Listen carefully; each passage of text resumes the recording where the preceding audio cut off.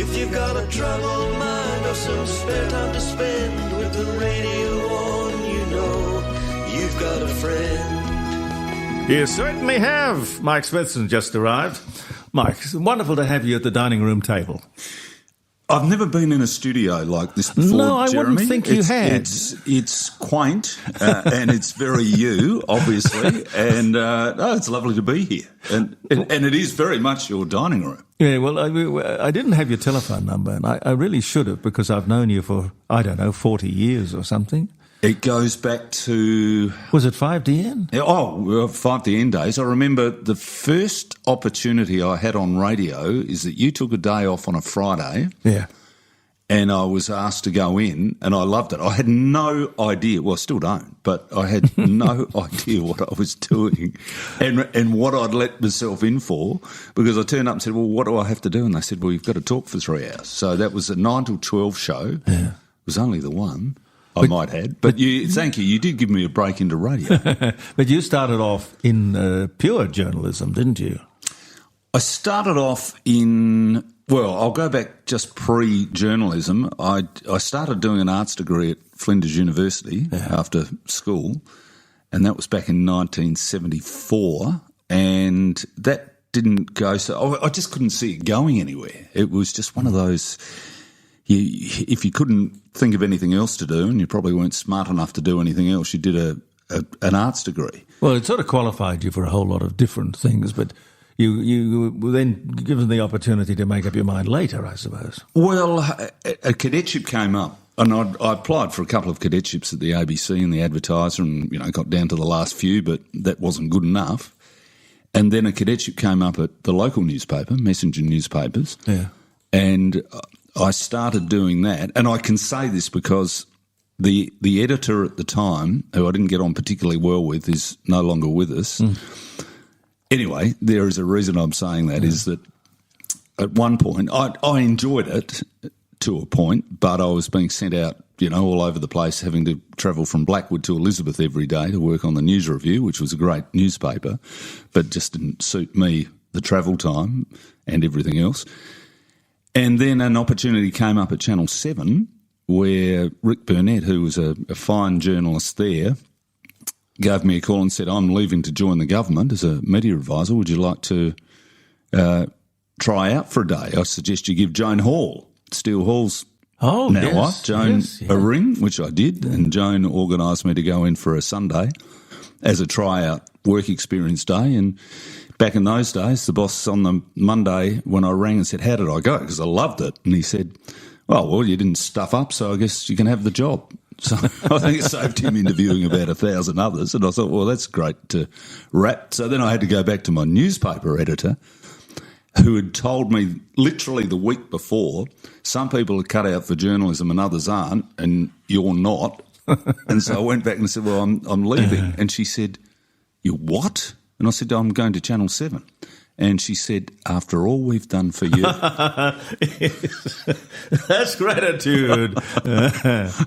So it was, and from then, from day one in TV, and that was 1979, from day one it just took off. And as you and your listeners will remember, back in those days we had the first Ash Wednesday bushfire, and I was pretty heavily involved in that. Started up near the Heathfield dump. So that was 83. No, we're going now. We've leapt all the way to 1980.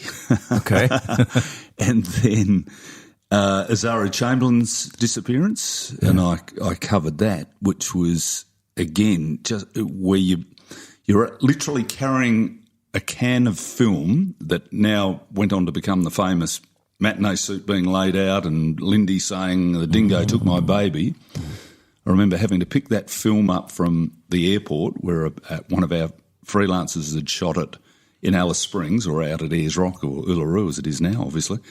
And they'd fly that down on a flight to get to Adelaide at about 3 o'clock. And that film was what every network was going to be using, because it was the biggest story of the day.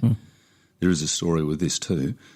Stop me if I'm going on too much. No. So I had this 16mm can of film sitting on the front seat of the car, and driving through town to get it processed, to then take it out to Channel 10 to have 4 copies of it dubbed off because it was film, it wasn't videotape, and it hadn't been processed yet.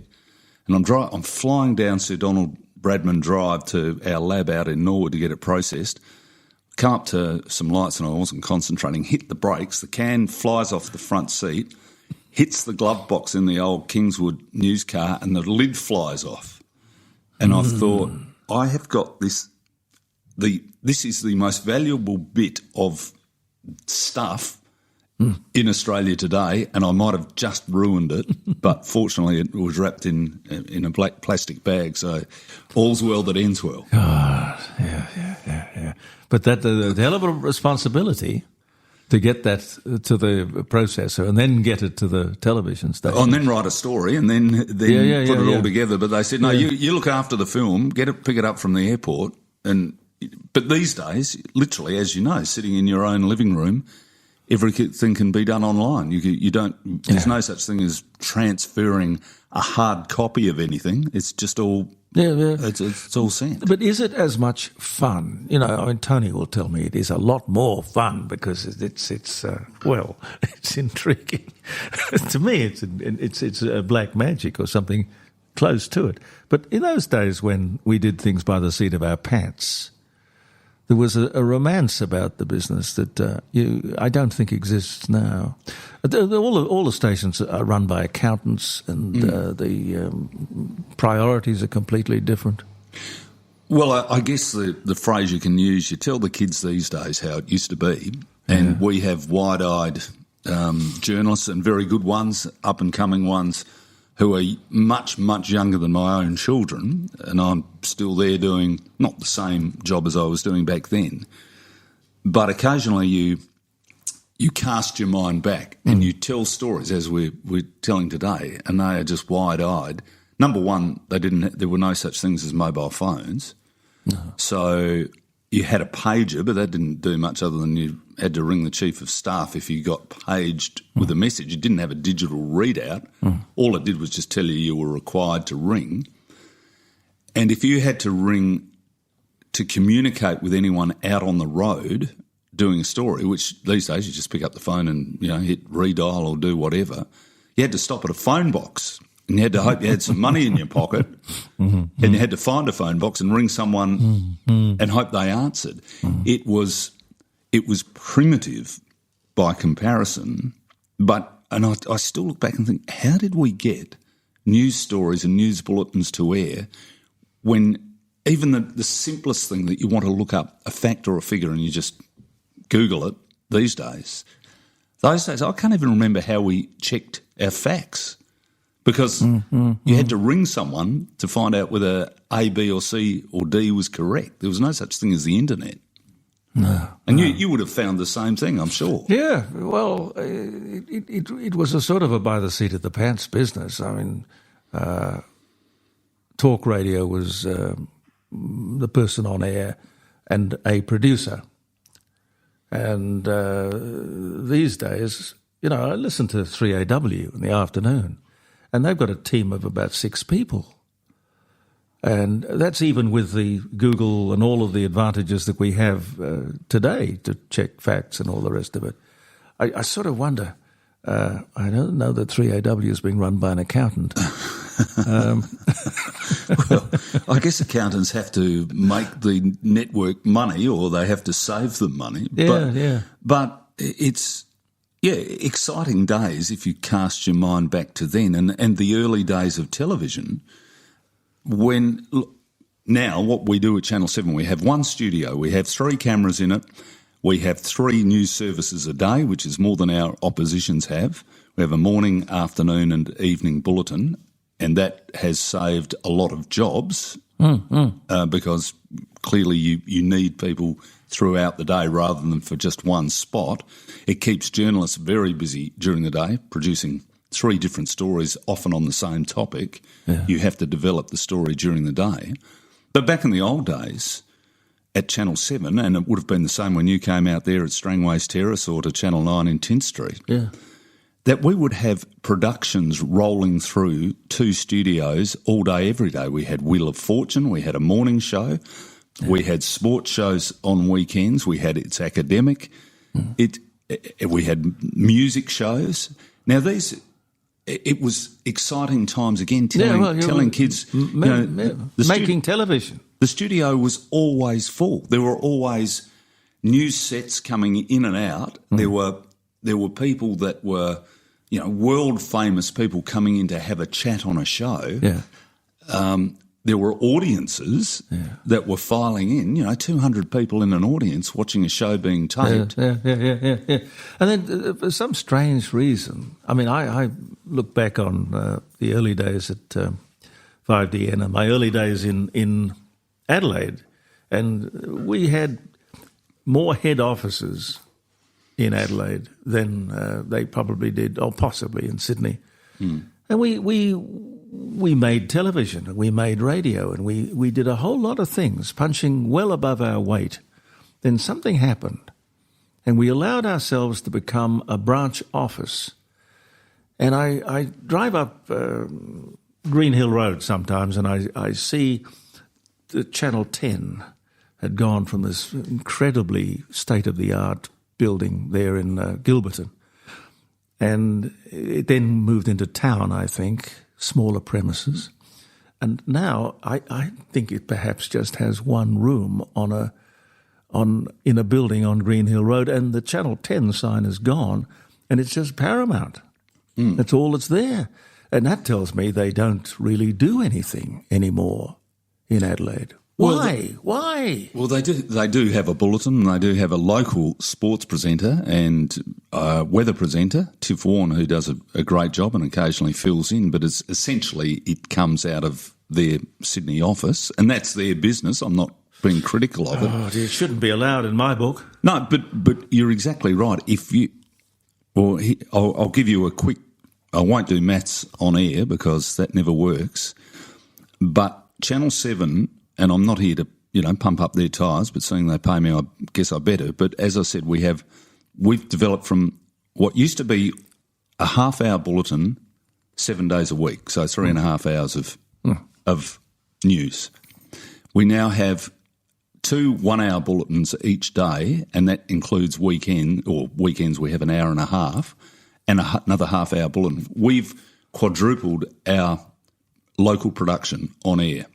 And I was saying to Caroline before that our ratings this year have gone to record highs. Yeah, well, it's logical and just. You put in the effort, you get the reward. Well, it's exactly it. What you put in, you get back. Yeah. And you look at radio stations that used to have dedicated newsrooms, and they used to have a local midnight to dawn shift, and a lot of people got their very professional grounding in broadcasting. You can't pull that out and expect there not to be consequences. No, exactly. So I think it's great courage that you have launched your own show here. Well, and good luck I'm curious to you. To see where it goes.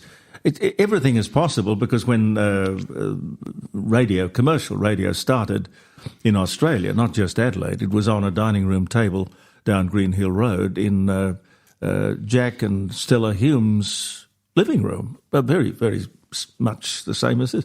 In fact, Tony's got some pictures of, the house and the... Well, I better stick my head round the corner, keep talking. Bits and pieces. Oh, it's not much different to here. Well, no. I can understand you saying that. You're a bit older than Jack Hume was, but other than that, the equipment's that's true. Far superior, but it's... Well, it's amazing what you can do. We've got this little roadcaster here, which is like a mixing panel, and we've got a computer and a telephone and a microphone, and that online can go not just around the city and the state; it can go around the world. Because we've got calls from all sorts of different places. We've only been on the air for 3 weeks. Oh no, this is the 4th week, I think, isn't it? I think so, yeah, because the first week was a shakedown. Well, it was a shake-up. It was a disaster. And Jeremy, if it usually happens that way, but if I may ask you a question, what's the end game with this that you want to broadcast from here 24 hours a day? Well, there's no reason why we can't. I mean, it's just a question of getting more people. There's no money in it, so we have to figure out a way to monetize it, and that will be through sponsorship, I guess. But if it can be done, I mean, I don't need to be paid, but if we get other people involved, we will. I can't see why we can't have a breakfast program, a morning program, an afternoon program, an evening program, and even a midnight to dawn program. There's no reason why not. Then, of course, we go out and we find ourselves a building, and we find it starts to grow and take shape. And you've done that many times in the past, and it's worked. It has happened, yes. And there's something about being told you can't do that that causes me to think, well, why not? I'll try. Doesn't matter. Were you part of Channel 7 or Channel 10 when they had that amazing swap over with the signals and all of the equipment and the buildings? And it still confuses me. Yeah, it was the most confusing time for those who can remember, or for those who care to remember. I tell you what the most damaging effect was for probably 2 or 3 years. You'd get in a cab and you say, can you take me to Channel 10 or to Channel 7? Yes. Whichever. So I started at Channel 10. Well, I moved to Channel 10. Here's another story. I moved away from Channel 10 because I couldn't stand the bosses at Channel 7. I had a contractual blow-up with them. Yeah. And I basically walked out the door, and this, not the local people, but it was the network people, and said, you can get stuffed. I never, ever, ever want to see you or work for you again in my life. That's chutzpah. Yeah, I went and I was committed and, very happy with myself for speaking my mind. So then we changed call signs and we became Channel 7. So the guys who were doing my new contracts were the guys that I told to get stuff from my old contract. Whoops. So I did go back cap in hand and said, look, I know I may have said that, but I didn't really mean it. Essentially what happened was I think it was Robert Holmes of Court owned all the Channel 10s from memory except for one, and Skase owned the others, whatever it was, that Adelaide was the fly in the ointment for both networks, that the opposing bosses owned the stations here. Now, the easy thing was just to say, well, let's just make that Channel 10 and that Channel 7 and literally pull cables out from the transmitter at Mount Lofty and stick them in the other hole. Yeah, but the difference in equipment and age of building and facilities and things like that would have been extreme. Well, there was one other slight problem too at the time and I think you were working at Channel 10 there. Well, I was working at Channel 7 around in Strangways Terrace. I was doing that little current affairs program. What was it called now? State Affair. State Affair, yes. Mm-hmm. I was doing State Affair. And I can't remember who I took over from, Paul Macon, I think. No, or was it Guy Blackmore? Or Keith Conlon did it for a while? No, they were on another channel, I think. Anyway, in comes Channel 10 and they didn't want a current affairs program. They wanted a 1 hour, eyewitness news or whatever it was called. And that was it for me. And I don't know how I ended up at Channel 7.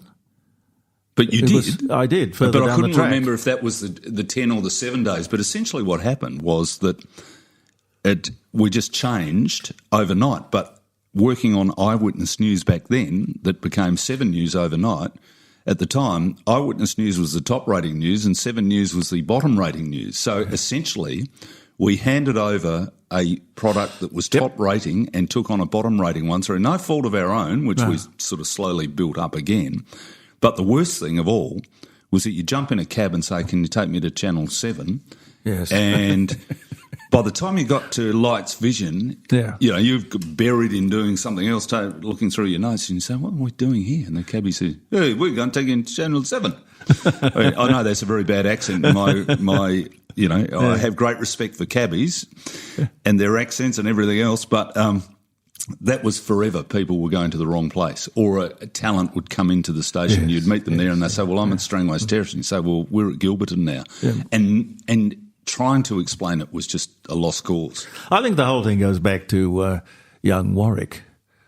Fairfax. Warwick Fairfax, when he tried to buy back, privatise John Fairfax and Sons, a illustrious company which owned, the Macquarie network. It owned the Seven network. It owned Women's Day.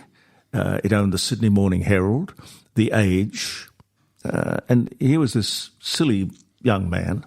I say silly, I suppose he was idealistic, ambitious, who knows. And right in the middle of a Paul Keating era, which would perhaps indicate a little economic headwind, he, hairy-chested and all, decided he'd buy back the company, privatise it. And they went broke. Well, what's the old joke? How do you make a small fortune? Give a big fortune to Warwick Fairfax and he'll do the rest. How do you start a small business? Well, you give a big business to young Warwick and you'll get a small business fairly quickly. But, I suppose I can't be churlish about that, because out of that came the opportunity, because they sold down the Macquarie network and they sold this. I think Channel 7 was sold to Skase. Mm-hmm. And I don't know how Holmes à Court ended up with... Perhaps Holmes à Court ended up with Channel 10 simply because he started out that way. The Bell Group owned 10 before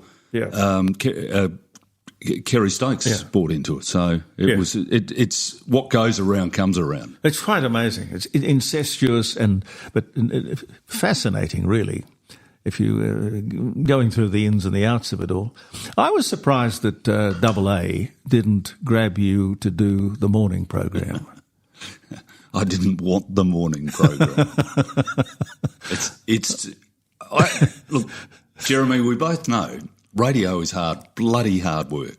Well, it certainly is. I suppose it is, but there's a limited number of people who could do that show, and you'd filled in I think you filled in doing breakfast at AA a lot. I've done quite a few shows at AA. But and look, AA can go the direction they want. I'm more than happy doing what I want to do, but I love radio. In many respects, I love it more than TV. But I don't know how you guys and people like you who did it for years and years and years, how you just keep that concentration going and keep developing stories. And Leon the same, Leon Biner the same, that it's just a program. I like instant gratification. You think, no, well, that story's got to evolve over a number of days or weeks. Yeah. I don't know if I have the concentration to do that. Yeah. I might have just cut myself out of a future job, but no, I'm quite certain that AA should have been or will be knocking on your door. What's your plan? Are you going to stay with television for as long as you can, or retire, or what? Treat every day as if it's your last. No, look, I'm more than happy. I'm doing weekend news and weekday news. Weekdays, our too early bulletins for 3 days a week. Yeah. Doing weekend news. I've tried to make it slightly different to the way news has been done in the past, a bit more relaxed. Mm-hmm.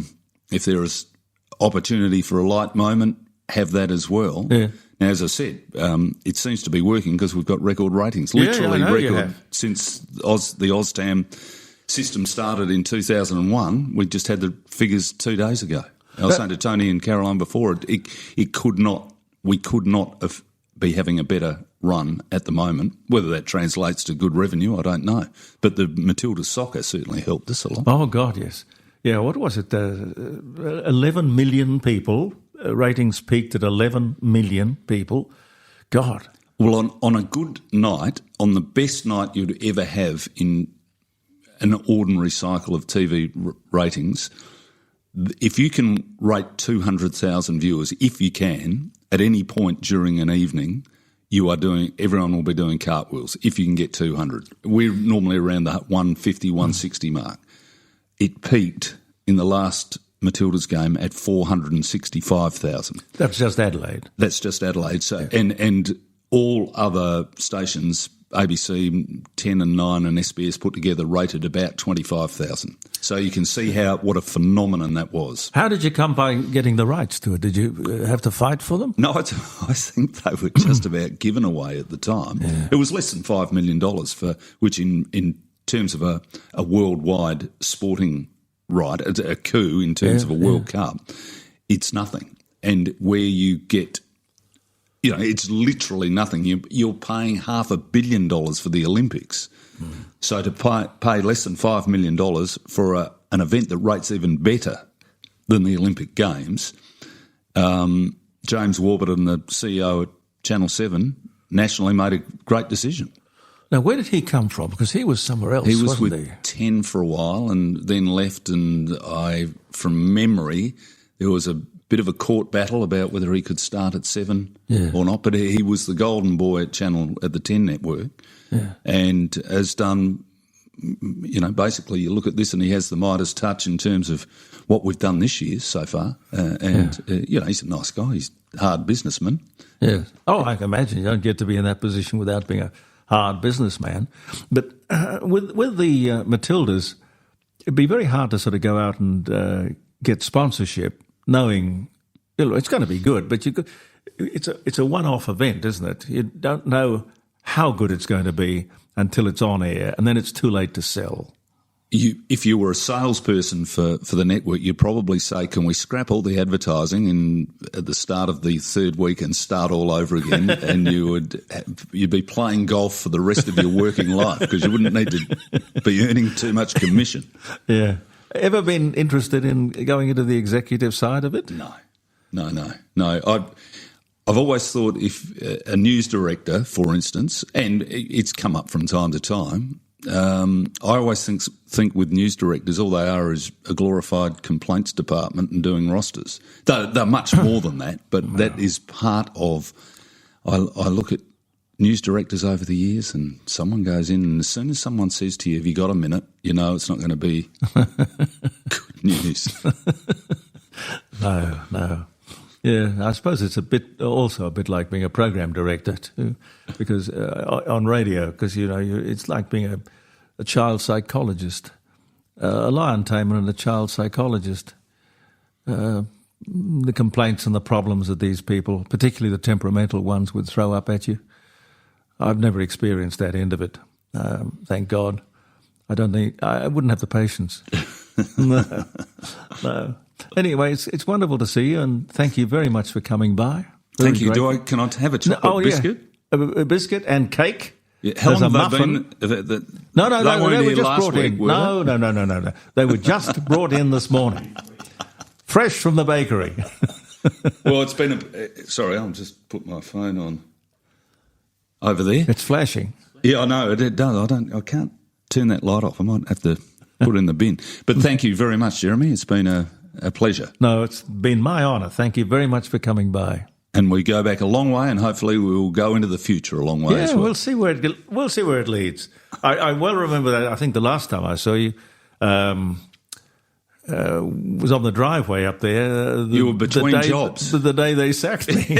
I was saying I went to the wrong house, and the person whose house I went to wasn't too thrilled with the TV crew set up. And I said, I'm here to see Jeremy. And he said, well, he doesn't live here. No. That's, of course, the definition of a bad day when you open the blind and you see the Channel 7 news team coming up the drive. You immediately think, I'm sprung. What have I done? Well, I think we could say confidently it was a bad day all round. Oh, well, no. I remember you saying to me, would you apologise or would you go back on it? And I said, no way in the world. No, I said what I said and I meant what I meant. We better not go too far down that track. No. I agree. Anyway, look after yourself. Thank you. And it's great to see you.